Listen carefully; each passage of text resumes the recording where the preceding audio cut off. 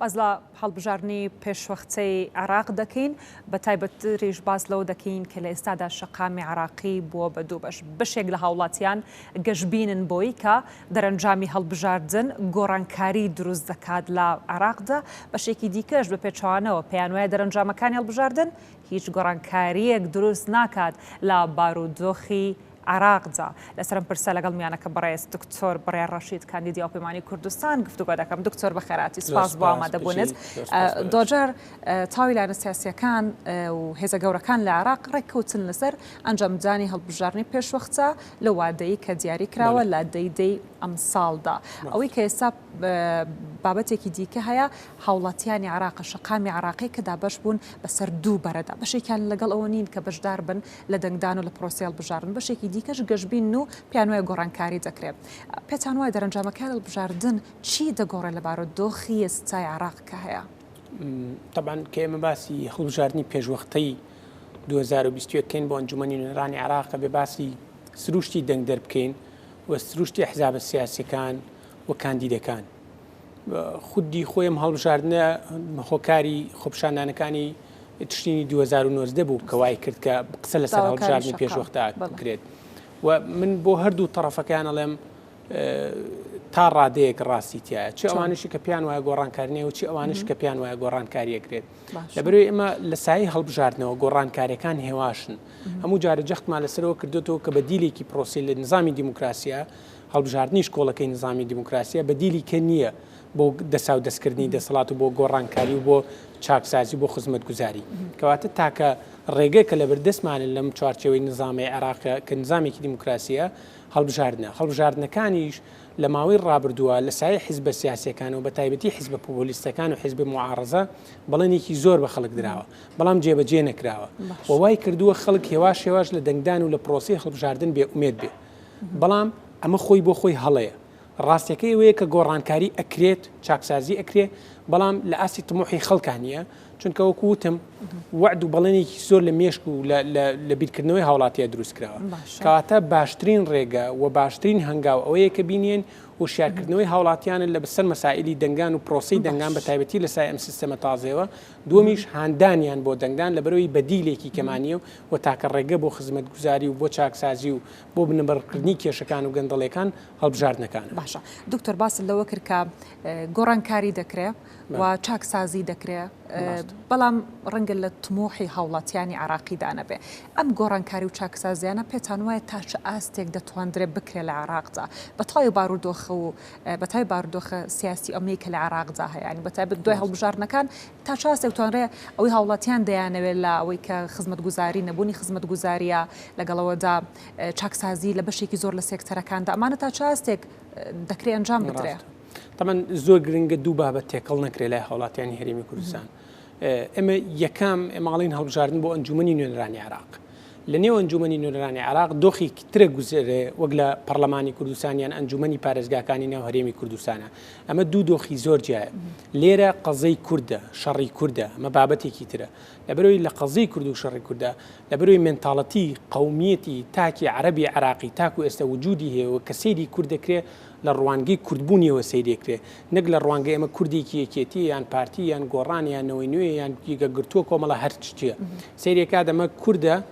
و مێنتاڵەتی قەومیەکە زاڵە بەسەریە بۆیە دژی پرۆژەکانی خزمەتگوزاری و ناردنی بودجە و موچە بۆ هەرێمی کوردستانە کەواتە لە بەرامبەریە کورد دەتوانێت چی بکە ئەتوانێت یان ئەو هەنگاوانەی کە لە ڕابردووە تاقی کردەوە لە دوای 2000 و با بڵین لە دوای سەرهەڵدانی حیزبەکانی معارەزەوە 2011 و 2011 بە دواوە کە پرشوبڵاویەکی زۆر بە کوردەوە ئەبینرا دووبەرێکیەکی زۆر بە کوردەوە بینرا دژوەستانەوەی پرۆژەکانی کە تەنانەت بە خزمەت بوو بە هاوڵاتیانی هەرێمی کوردستان لە نێو حیزابە سیاسیەکانە بەرامبەری ئەوەستانەوە ئایا ئەمە بەردەوامین لەسەر ئەم هەنگاوە ئایا ئەمان گەیەنێ بەو نەتیجەی کە ئەمانەوێت یان نەخێر ڕێگەیەکی ڕابردوو تاقی بکەینەوە و ڕێگەیەک ئەگەر چی بە ستایلی ڕابردوو بەڵام بەهێزێکی زیاترەوە ئەویش دروستکردنی بەرەیەکی کوردستانی بەهێزە دروستکردنی گروپێکی با بڵێن لە کۆی حیزبە سیاسیەکان پێک بێت گروپێک کە نوێنەرایەتی هەموو کوردکە لە زاخۆ تاک و گەرمیان ئەمە هەنگاوێکە کە پێم وایە چارەسەر بەدەستەهێنێت ئەگەر چی وەکو تیشم هێواش بێت بەڵام گۆڕانکاری بەرەو باشە دروستەکات. زۆر باشە دکتۆر کاتە هاوپەیمانی کوردستان تا چەند گرنگ بوو کە ئەم هاوپەیمانیە دروستکرا بۆ ئەنجوم بۆ هەڵبژاردننی ئەنجومەنی نوێرانی عێراق وەک خۆت باست کرد بێگومان گرنگە کە کورد هێز و لایەنە سیاسەکانی یەکدەنگ بن لە بەغداد بۆ ئەوەی کە پێگە و قورسایەکی زیاتریان هەبێت لە بەغداد. طبعا واقعێک هەیە لە ئەنجومەنی نوێرانی عێراق کە ئەزانین ئێمە لە پەرلەمانتار پێگاتۆ لەوێ وە ژمارەکەشی وەکو ناو پەرلەمانی هەرێمی کوردستان نییە 111 کەس 329 ئەندامی پەرلەمان هەیە لە نێو ئەنجومەنی نوێرانی عێراق یعنی 329 نوێنەر و ئەم ئەندامانە ئەگەر بمانوێ ئێمە تەعامل لەگەڵ و هێزە سیاسیانەی ترا بکەین چ شیعەکان بە هەردوو بەرەبە هێزەکانێنەوە چ لایەنە سونەکان ئەو کاتابێ ئێمە سنگ و قورسایەکی خۆمانمان هەبێت ناکرێ وەکو کاندیدێکی یەک شخصیان چەند شخصیان دووسێ شخصی ئێمە پێمان وابێت ئەتوانین گۆڕانکاری گەورە دروستکەن و لە بەرەوەی ڕەخنەکانمان بەدڵی هاوڵاتیانە ئەمە جێی خۆشی لە ئەنجومەنی نوێنەرانی عێراق گرێت نەخێر واقع شتێکی ترە مزایدە و منتاڵەتی پۆپولیستیانە شتێکی ترە واقع ئەوەیە کە تۆ لە واقعەکە ئەژیت کە تەعاملکردن لەگەڵ ژمارەکرێت لەگەڵ ڕێژەی ئەندامەکان واتە کوانتیتی و پاشان کوالەتی ئەگەر ئێمە بە سنگ و قورسایەکی بەهێزەوە لە ئەنجومەنی نوێنەرانی عێراق وەکو بەرەیەکی کوردستانی بە یەکێتی و گۆڕانەوە کە ئێستا هاوپەیمانی کوردستانیان پێگاران کە تەسەورێکرێت ببێت بە هێزی یەکەم لە نێو هەرێمی کوردستانەوە لە نێو عێراقشە هێزی سێم بێت ئەمە لەلایەک بەڵام بۆمەوە نەوەستین حیزبەکانی کەش کە لە ئێستایە گیان نەهاتوونتە ژێر چەتری هاوپەیمانەتێکەوە لەوێ لە ژێر چەتری هاوپەیمانەتێکە یان وەکو هەمیشە وتومە لە ژێر هەر ناوێکی ترا کۆ ببنەوە ئەو کاتە بتوانین قسە لەسەر مافە دەستوریەکانی هەرێم شایستە دارایەکانی هەرێمی کوردستان بکەین مادەی 140 بکەین هەموو خزمەت گوزارەکانی کە بکەین چونکە بیرمان نەچێ هەموو کێشەکانی کە ئێستا هاوڵاتیان بەدەستیەوە ناڵێنێ لە بەسیترین کێشەی ئاو کێشەی کارەبای گەڕەکەکان کێشەی خزمەت گوزاری شەقامەکان ئەمە هەمووی گرێدراوە بە چارەسەرکردنی کێشەکانی نێوان هەرێم و عێراق هەر کاتێ ئەو کێشانە ئێمە گەشتینە چارەسەر و توانیمان لەگەڵ بەغایە چیتر بەریەکەوتن و کێشمەکێش نەمێنێ ئەو کاتاتوانین چ شایستە دارایی بۆ هاوڵاتیان بۆ موچە بێت بۆ خزمەت گوزاری دابینیکەی بۆ شەقامە بۆ کێشەی چارەسەرکردنی کێشەی ئاوە بۆ کارەبای هەموو ئەمانە واتە هەنگاوی ڕئیسەکەمان لێون نەبێ بەبوونی کێشمەکانیترەوە هەرچەندە ئەمانە خۆی بۆ خۆی کێشەی سەرەکی هاوڵاتیش باشە لەسەر قسەی جەناب دکتۆر ئێستا ڕەنگە بەشێک لە هاوڵاتیان بڵن خۆ نوێنەرمان هەبووە لە بەغداد لە ساڵانی ڕابردوشدا بێگومان نوێنەرمان هەیە هەرچەندە هەوڵیان داوە پرۆژەی باشیان هەبوو پێداگر بوون لەسەر ئەو پرسانی کە جەنابیشت ئاماژەت پێدا لە دابینکردنی خزمەت گوزاری شایستە دارایەکان پرسی مادەی 140 کۆمەڵێک پرسی دیکە بەڵام بەشێکی زۆریان جەنابت دەزانی کە چارەسەر نەکراوە بەشێکی زۆریان بە هەڵواسراوی ماوەتەوە یان نەگەیشتونەتە ئەنجام ئێوە چۆن دەتانەوێت لەسەر ئەم پرسانە کار بکەن وەک کاندیدانی هاوپەیمانی کوردستان چۆن دەتانەوێت پرسانە یەکلایی بکەنەوە چۆن فشار دەکەن لە بەغداد طبعا ئەمە توانین بڵێن ئەمە وەکو وتم توانین دوو نقطە باس بکەین کە ڕبتی بەم قسانی جەنابتانەوە بێت یەکەمیان لە ڕابردووەکو وتم ئێمە پرشوبڵاویەک و لە دەنگ و لە ڕنگ و لە ڕوئیا هەبووە واتە ڕوئیای کورد وەکو کورد ڕوون نەبووە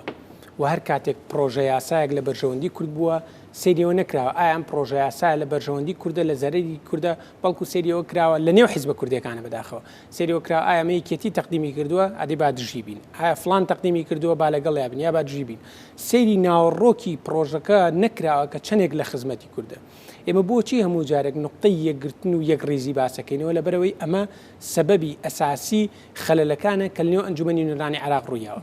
دووەمیان ئەتوانین بڵین سیستەمی هەڵبژاردن لە ئێستایە ئاسانکاریەکی زیاتر بۆ کۆی خزمەت گوزارەکانەکات بۆ نمونە کە من کاندیدم لە بازنەی دوو واتە بازنەی باشووری سلێمانی سنوورێکی دیاریکراوی کارکردمان هەیە باشە خەبات برای مەحمەد بەکرەجۆ ڕاپەڕین بازیان ئەربەت تقریبان ئەم سنوورە ئاگرێتەوە باشە لەبەرەوە شانبەشانی کارکردن لەسەر مافە دەستوریەکان لەسەر مادەی 140 لەسەر شایستە دارایەکان ئێمە ئەتوانین شانبەشانی ئەوەش نوێنەرایەتیەکی واقعی هاوڵاتیان و دەنگدەرانی ئەو سنوورانە بکەین باشە لەبەرەوە لە واقعەکە ئەژین کە عیلاقاتی کۆمەڵایەتی و پەیوەندی شەخصەکان لە ناو حکومەتە خۆجیەکانە لە ناو پارێزگایە دەورێکی گرنگی هەیە کاتە گرنگە شانبەشانی وەکوتم کێشە دەستوریەکانیش خزمەتی هاوڵاتیان بکەین بە علاقات بە تەنسیق بە حزوری خۆمان لە ناو کۆمەلگاکایە واتە ئەو واقعە با بڵین ئەو بیرکردنەوە پۆپۆلیستیە یۆتۆپیە لە خۆمان دابڕین کە بڵێن نەخێر ئەبێ هەموو شتەکان بە سیستماتیک 100% چارەسەر بکرێت تاکو ئەو کاتێ 100% نەبێ ئێمە هیچی کە ناکەین نەخێر شەڕ بۆ ئەوواکەین بەڵام شان بەشانی ئەوەش هەوڵین لەناو کۆمەلگەی خۆمانە چاکسازی بکەین لەناو کۆمەلگەی خۆمانە ئەگەر لە ناو ئەو سنوورە بچووکەی دەنگدەرەکانە ئەتوانین بڵین چارەسەری چ کێشەیەکی بەسیتی ئاو بێت چ کارەبا بێت چ ڕێگەوبان بێواتە نوێنرایەتێکی واقعی ئەوانە و شان بەشانیەوەش لەنێو ئەنجومەنی نوێنەرانی عێراق داکوکی کردن لە مافیا هەوڵاتیان. باشە. دکتۆر جگەل لە هاوپەیمانی کوردستان لەگەڵ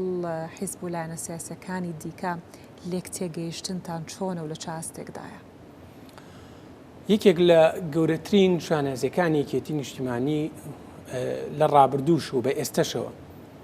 تاکە سەرکردە کە توانی بێتی شیعە و سوننە و کورد لەسەر یەک مێسکۆ کاتۆ جەنابی مام جەلال بووە هەوڵ دراوە درێژە پێدەری ڕێبازی جەنابی مام جەلال بین بووە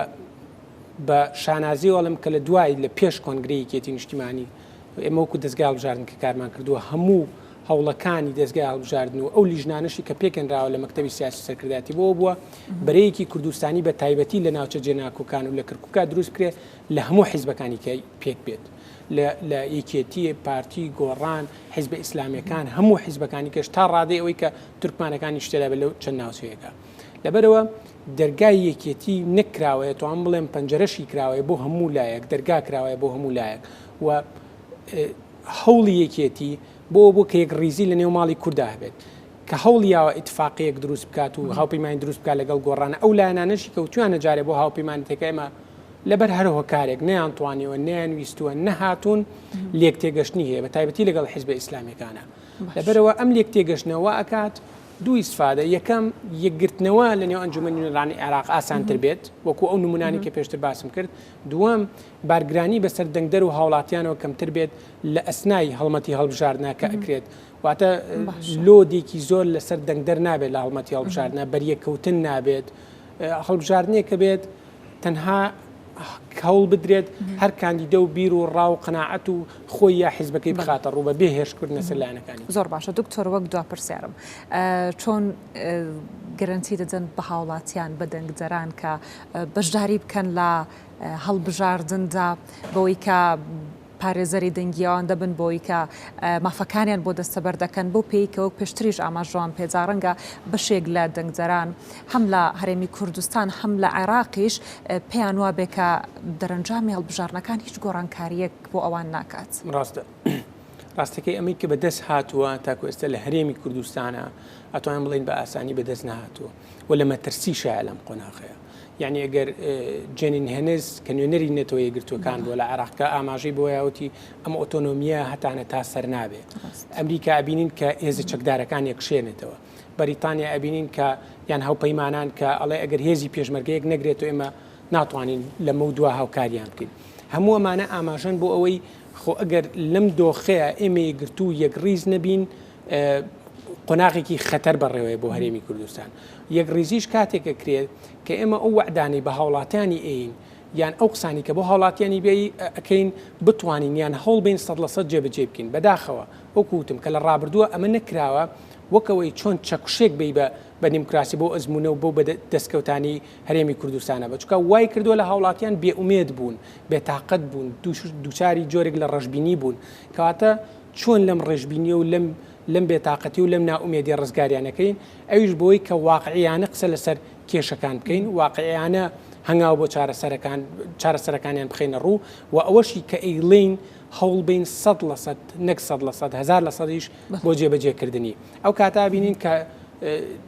هاوڵاتیانیش لە دوای ئەم 4 ساڵەوە کە ئەنجامەکانیان بینی هێواش ئومێدیان بۆ دروستە بێتەوە هێواشە بینین کە فعلەن ئەم هاوپەیمانەتیە و کام حیزبەشەکە بە فعلی لە خزمەتی هاوڵاتیانە بێ ئەو کاتا بینن هەموو ئەو جۆرە کللتوری لە دروست بوونی حیزبە لە منطقانە ئیسفادەی نێ بۆ بگرێ زەرەری هەبوو و ئەگەڕێنەوە بۆ ئومێد و بۆ گەشتبینی و بۆ ئومێد بوون بە چارەسەر. زۆر سپاس بەڕێز دکتۆر بەڕای ڕەشید کاندیدی هاوپەیمانی کوردستان سپاس بۆ ئامادەبوونت.